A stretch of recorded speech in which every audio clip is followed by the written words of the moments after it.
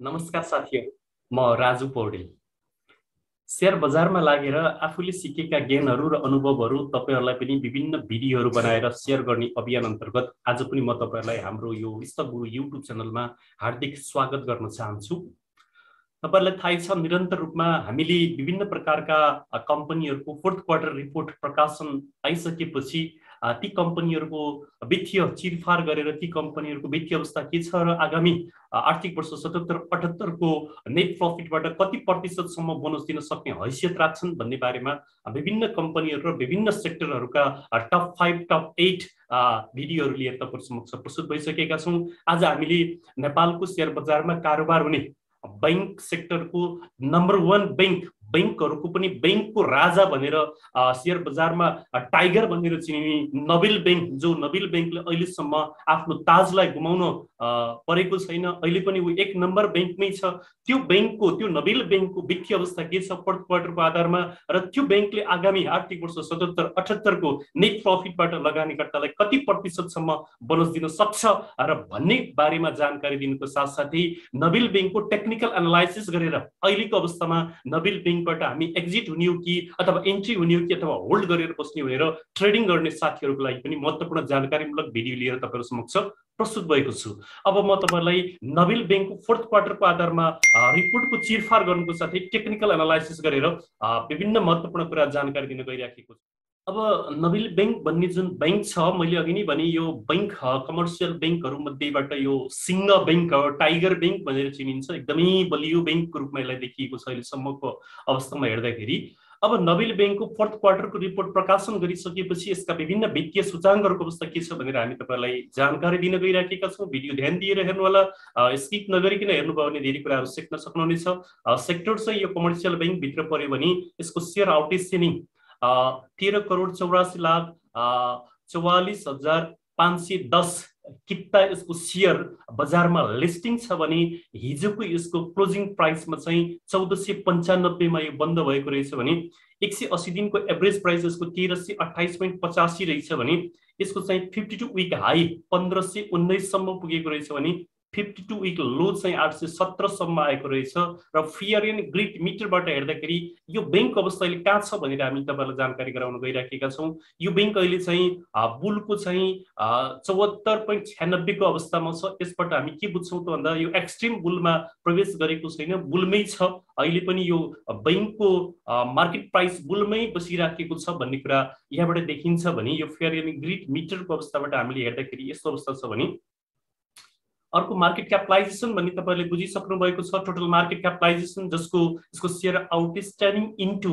Closing price equal to market capitalization आउँछ, जुन market capitalisation Nabil बैंकको यति देखिन्छ भने अब म तपाईहरुलाई फोर्थ क्वार्टरका रिपोर्टहरूको आधारमा यसका वित्तीय सूचाङ्कहरूको अवस्था के छ भन्ने बारेमा विभिन्न सूचाङ्कहरू केलाउन गइराखेको छु। यसको पेड अप क्यापिटल 13 अरब 84 करोड 45 लाख 51 हजार यसको पेड अप क्यापिटल छ भने रिजर्भ चाहिँ 19 अरब 48 करोड 37 लाख 1 हजार यसको रिजर्भ छ। यसरी पेड अफ क्यापिटल भन्दा बढी रिजर्भ बनाएर बस्न सफल यो नबिल बैंक एकदमै स्ट्रङ बैंकको रूपमा चिनिन्छ। के भन्दा कुनै पनि कमर्सियल बैंकको पेड अफ क्यापिटल भन्दा बढी रिजर्भ भनेको एकाधिक बैंक मात्रै छन्, जस्तै नेपाल बैंक लिमिटेड छ। त्यसैगरी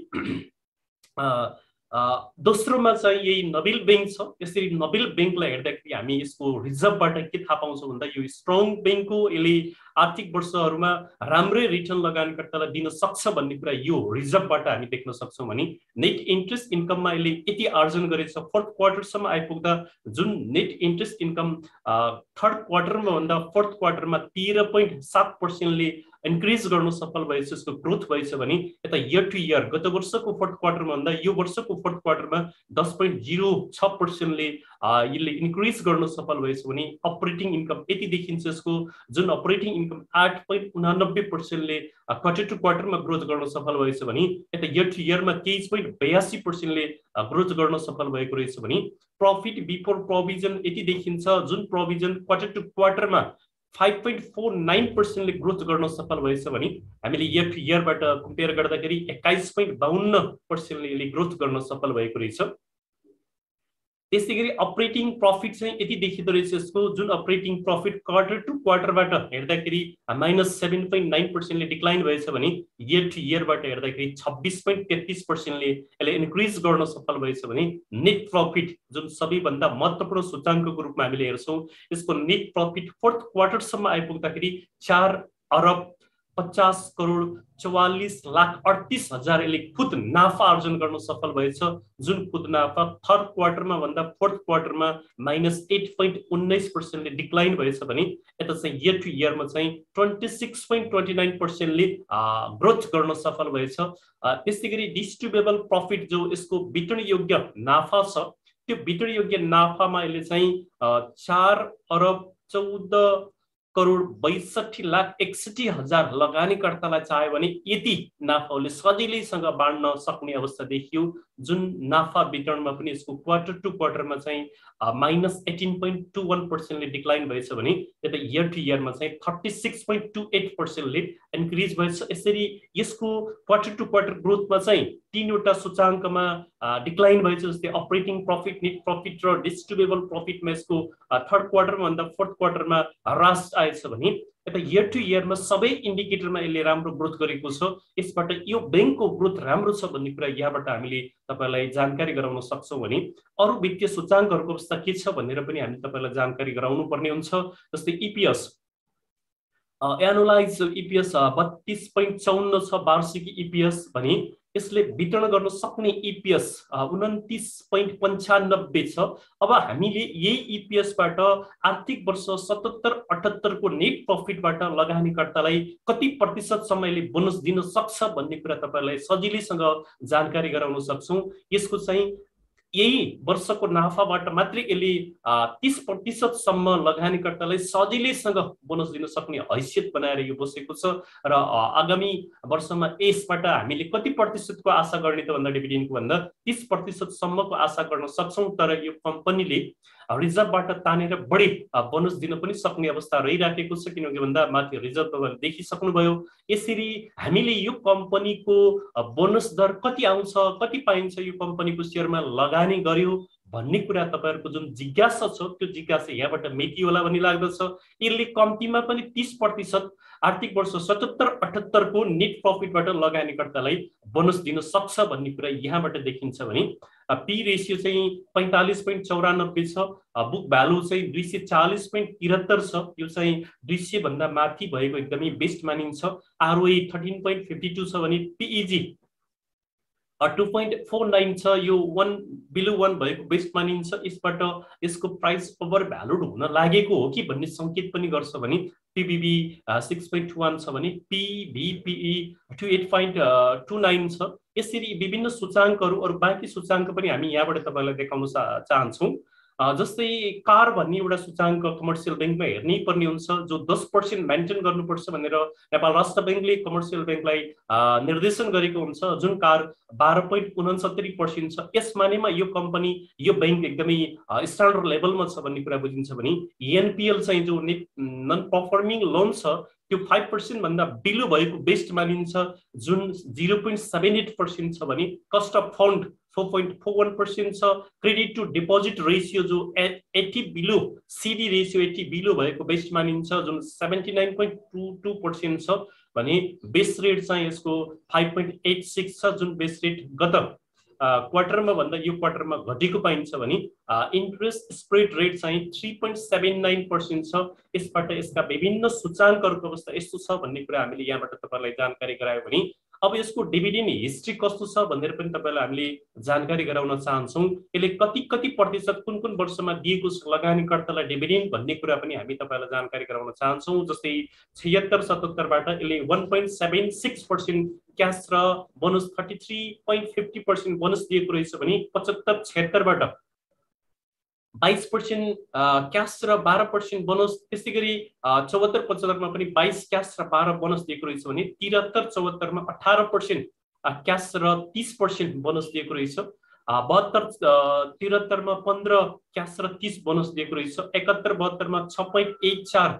क्याश र 30% बोनस। 70-71 मा 45 क्याश र 20 बोनस। 69-70 मा 40 क्याश र 25 बोनस। 68-69 मा 40 क्यास र 20 बोनस र त्योभन्दा अघिल्लो वर्ष 30% क्यास दिएको रहेछ। यसरी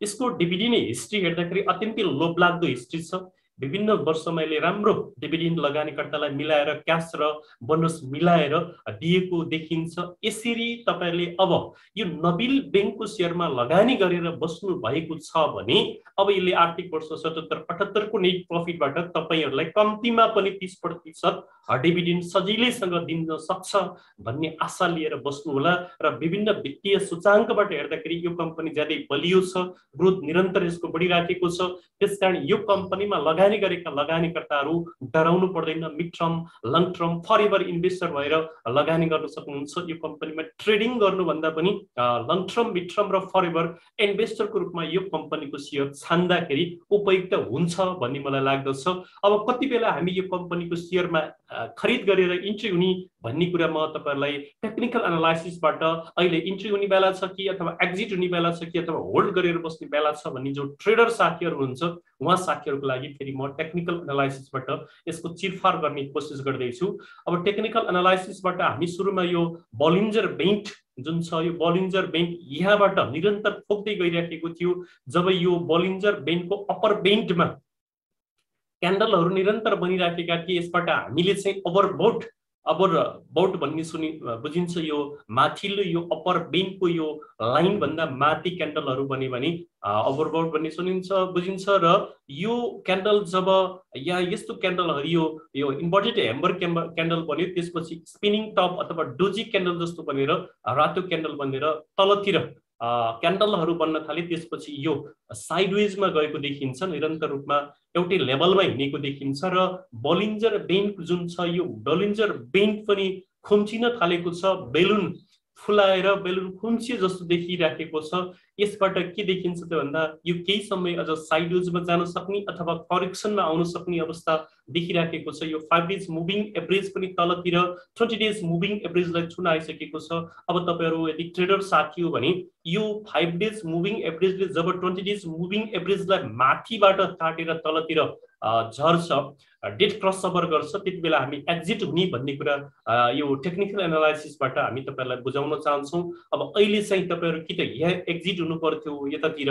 यदि एक्जिट हुनु भएको छैन भने अब चाहिँ तपाईहरु यो 5 डेज मुभिङ एभरेजले 20 डेज मुभिङ एभरेजलाई काट्न लाग्यो भने एक्जिट हुँदाखेरि उपयुक्त हुन्छ ट्रेडिङ गर्ने साथीहरु भने। अरु इन्डिकेटरहरुबाट हेर्दाखेरि भोल्युमबाट हेर्दाखेरि एभरेज भोल्युम भन्दा नै माथि भोल्युमहरु बनेको छ। तर हिजोको दिनमा चाहिँ एभरेज भोल्युम भन्दा माथि भोल्युम त बन्यो, तर यो रातो स्तम्भ बनेको छ भोल्युमको। यसबाट के बुझिन्छ भन्दाखेरि यो कम्पनीको शेयरमा सेलिङ प्रेसर छ, बाइङ प्रेसर भन्दा पनि सेलिङ प्रेसर छ भन्ने बुझिन्छ। यसबाट अहिले यो कम्पनीको शेयरमा बाइङ भन्दा पनि सेलरहरुको बढी हावी छ भन्ने कुरा देखिन्छ भने यता चाहिँ आरएसआई बाट हेर्दाखेरि यो धेरै समय साइडवेजमा गएको थियो, तर यो म्याक्सिमम 88 सम्म पुगेर त्यसपछि चाहिँ 83 बाट निरन्तर रूपमा घटेर अहिले चाहिँ 66 मा झरेको छ। अब तपाईहरुले के थाहा पाइराख्नु पर्यो भने यो यहाँबाट झरेर निरन्तर झर्यो भने 60 मा आएर एउटा सपोर्ट लिन सक्छ। र धेरै पटक सपोर्ट लिएको पनि पाइन्छ 60 मा। यो 60 भने एकदमै सपोर्ट को आरएसआई को बिन्दु हो। यसबाट सपोर्ट लिएर फर्कियो भने फेरि एउटा नयाँ हाई बनाउँछ, किन भन्दाखेरि अब यसले ढिलो चाँडो बोनस पनि घोडा गर्ला र त्यो बोनसले गर्दा फेरि यसलाई माथि नै फर्काउने अवस्था मैले देखिराखेको छु। भने यता विकबाट हेर्दाखेरि तपाईहरुको अवस्था के देखिन्छ भन्दा विकमा पनि यो तलतिर मोडिएको छ। विकमा पनि यो तलतिर मोडिएको हुनाले यो करेक्सनमा आउने हो कि अझ घट्ने हो कि भन्ने संकेत गरिराखेको छ भने मन्थबाट हेर्दाखेरि अझै पनि यो माथि नै छ, अप ट्रेन्डमै छ, यो अप ट्रेन्डमै माथि लागिराखेको छ, तर अलिकति साइडवेज जस्तो देखिएको छ। यसरी आरएसआई बाट हेर्दा पनि यो केही समय करेक्सनमा जाने हो कि भन्ने कुरा देखिन्छ भने यता चाहिँ यसको ट्रेन्ड चाहिँ अप ट्रेन्डमै छ, यहाँबाट निरन्तर रूपमा माथि नै गइराखेको छ, यहाँ धेरै समय साइडवेजमा गयो भने यता चाहिँ तपाईको एडीएक्स डीएमआई बाट हेर्दाखेरि पनि जुन एउटा यो एडीएक्स को लाइन हो, यो लाइन चाहिँ यहाँबाट जब यसले तलतिर मोड लियो, निरन्तर रूपमा यो लाइन तल आइराखेको छ, यहाँबाट फेरि माथि जाने कोसिस गर्यो, फेरि तल आइराखेको। यसबाट के देखिन्छ भन्दाखेरि यो बैंकको शेयरमा अहिले चाहिँ डिक्लाइनको अवस्था छ, सेलिङ प्रेसर छ भन्ने बुझिन्छ। यता चाहिँ एडीएक्स DMI प्लस लाइन माथितिरै थियो तर यहाँ तलतिर गइराखेको छ ग्रीन लाइन अनि DMI माइनस जुन बेरिस लाइन छ यो बेरिस लाइन माथितिर उठ्न खोज्यो यसबाट अब बेरिसहरु सेलरहरु बढी हावी भएका हुन् कि यो कम्पनीको शेयरमा भन्ने कुरा बुझिन्छ र यो ट्रेन लाइन जुन ADX को ट्रेन लाइन छ यो ट्रेन लाइन चाहिँ तलतिर झुकेको र यो ADX को जुन DMI प्लस लाइन छ ग्रीन लाइन त्यो पनि तलतिर झुकेको र यो DMI माइनस लाइन जुन छ यो चाहिँ माथितिर गएको हुनाले यो कम्पनीको शेयरमा सेलिङ प्रेसर छ र अझ केही समय घट्न सक्ने अवस्था देखिन्छ भने यतातिर MACD बाट हेर्दाखेरि पनि यहाँनेर यसले चाहिँ MACD को जुन यो 12 डेज को सिम्पल मुभिङ एभरेज छ यो ब्लू कलरले यो चाहिँ जुन सिंगल लाइन छ रेड कलरलाई यहाँबाट काटेर तलतिर झरिसकेपछि अब यो कम्पनीको शेयरमा अहिले करेक्सन देखिराखेको छ हामी कि त यहाँ निक्लनु पर्थ्यो ट्रेडर साथीहरु यदि त्यहाँ निक्लन सकेका थिएनौं भने यहाँ निक्लनु पर्थ्यो अब चाहिँ हामीले वेट गर्नुपर्ने अवस्था देखिन्छ किन भन्दा यी बारहरु 0 भन्दा तल बन्न थाले र लामा बारहरु बन्न थाले यसरी माथितिर बार गइराखेका हुन्छन् र लामा बनिराखेका हुन्छन् भने हामी त्यो अप ट्रेन्डमा छ त्यो कम्पनीको शेयर निरन्तर रूपमा अझै माथि जान सक्छ भन्ने बुझिन्छ जब माथि गएर बारहरु छोटिन थाल्छन् त्यसपछि त्यसको यात्रा ओह्रालो हुन्छ भन्ने कुरा यो MACD बाट बुझ्न सक्छौं त्यसरी MACD बाट हेर्दा फेरि पनि यो चाहिँ तलेतिर लाग्ने अवस्था अहिले तत्कालै देखिएको छ यसरी यी विभिन्न टुल्सहरु जुन टुल्सहरुबाट मैले यसको विश्लेषण गरे त्यसैगरी अर्को चाहिँ यो फिबोनाची टुल्स छ जुन टुल्सबाट हामीले यो कम्पनीको शेयर निरन्तर रूपमा घटिराख्यो भने अहिले चाहिँ यसको घट्दो क्रम भएको हुनाले हामीले चाहिँ यसको रेसिस्टेन्ट भन्दा पनि यसको सपोर्ट हेर्नुपर्ने हुन्छ यहाँबाट हामी लो लेभलबाट हाई लेभलमा सपोर्टको यो रेखा खिचेर अब यसले कहाँ सपोर्ट लिन सक्छ भन्ने कुरा हामीले तपाईहरुलाई देखाउन चाहन्छौं व्याख्या गर्न चाहन्छौं यहाँ जुन 0.236 छ यो 1482 को लाइनमा धेरै पटक सपोर्ट लिएको देखियो धेरै क्यान्डलहरु यहाँ बनेका छन् हेर्नुस् यी क्यान्डलहरुले यही लाइनमा आएर सपोर्ट लिइराखेको छ अब यसको अर्को सपोर्ट पनि अबको सपोर्ट जस्तै आजको दिनमा पनि यसले यही सपोर्ट लिएर फर्कन सक्ने सम्भावना पनि बढी छ किनभने यहाँ धेरै क्यान्डलहरुले यसले सपोर्ट बनाइराखेको छ 0.236 को यो रेशियोमा जुन 1482.59 मा यसको भयंकर ठूलो सपोर्ट छ भने यहाँबाट यदि यसले सपोर्ट लिन सकेन र यो सपोर्ट तोडेर तल झर्यो भने अर्को एकदमै गोल्डन रेशियो जुन सपोर्ट हो जो 0.382 1434 सम्म यसको मूल्य झर्न सक्ने अवस्था देखिन्छ यो भनेको एकदमै स्ट्रङ गोल्डन रेशियो सपोर्ट को गोल्डन रेशियो हो यो रेशियो भन्दा तल जाने सम्भावना अहिले देखिदैन किन भन्दाले अब बोनस घोषणा गर्ला बोनस घोषणा गरिसकेपछि फेरि यसले माथि नै समात्ने हो लाइन अहिले यसको सपोर्ट भनेको सबैभन्दा स्ट्रङ सपोर्ट भनेको ट्रेडर साथीहरुले के बुझ्नु पर्यो भन्दा 1482.59 भन्दा तल आउने सम्भावना एकदमै न्यून छ यदि आयो भने त RSI पनि 60 मा आउने र यता पनि यही आएर ठोकिएर माथि जाने सम्भावना छ यदि यसले यो सपोर्टले धान्न सकेन र यसलाई तोडेर तल झर्यो भने अर्को स्ट्रङ सपोर्ट भनेको 0.382 या भन्दा तल जाने सम्भावना अहिले म देख्दिन भन्ने कुराहरु जो यो कम्पनीको फन्डामेन्टल एन्ड टेक्निकल एनालाइसिसबाट हेर्दाखेरि फन्डामेन्टलमा त यो स्ट्रङ कम्पनीको रूपमा छ अहिले टेक्निकल एनालाइसिसबाट हेर्दाखेरि यदि तपाईहरु ट्रेडर साथीहरु हुनुहुन्छ भने तपाईहरु एक्जिट भइसक्नु भएको छ भने अहिले इन्ट्री हुने बेला यसमा भएको छैन र भर्खर शेयर किन्दै हुनुहुन्छ भने पनि होल्ड गरेर बस्नु होला एक्जिट हुने बेला भएको छैन र इन्ट्री हुने बेला कति बेला त भन्दा जब यसले यहाँ सपोर्ट लिन्छ र माथितिर क्यान्डलहरु बन्न थाल्छन् ग्रीन क्यान्डलहरु बन्न थाल्छन् त्यसपछि हामी इन्ट्री हुने उता RSI 60 मा सपोर्ट लिएर माथि फर्क्यो भने इन्ट्री हुने यदि यसले यो सपोर्ट लिन सकेन र यहाँबाट तल खस्क्यो भने अब यहाँ आएर हामीले वेट एन्ड सी मा यहाँ आएर हेर्ने यो भन्दा तल जाने सम्भावना अहिले मैले देख्दिन भन्दै यस्ता महत्त्वपूर्ण जानकारीमूलक भिडियो हामी तपाईहरुलाई पस्किराखेका छौं र भिडियो हेरेर तपाईले धेरै फाइदा ज्ञान लिनु भएको होला भन्ने हामीले आशा गरिराखेका छौं र यस्ता भिडियोहरु आफूले हेरिसकेपछि अरु साथीहरुले पनि सिकुन् भन्ने चाहनुहुन्छ भने आफ्नो वालमा शेयर गर्न नभुल्नुहोला साथै हाम्रो यो भिडियोमा लाइक र कमेन्ट गर्नु होला पोजिटिभ फिडब्याक दिनु होला ताकि हामीलाई अझ यस्ता प्रकारका भिडियोहरु बनाउन प्रोत्साहन मिलोस् र हाम्रो च्यानललाई अहिलेसम्म पनि सब्स्क्राइब गर्न भ्याउनु भएको छैन भने तल लेखेको सब्स्क्राइब बटनमा एक क्लिक गर्न नभुल्नु होला भन्दै आजलाई म यो भिडियोबाट बिदा हुन चाहन्छु हस्त नमस्कार फेरि अर्को भिडियोमा भेटौँला।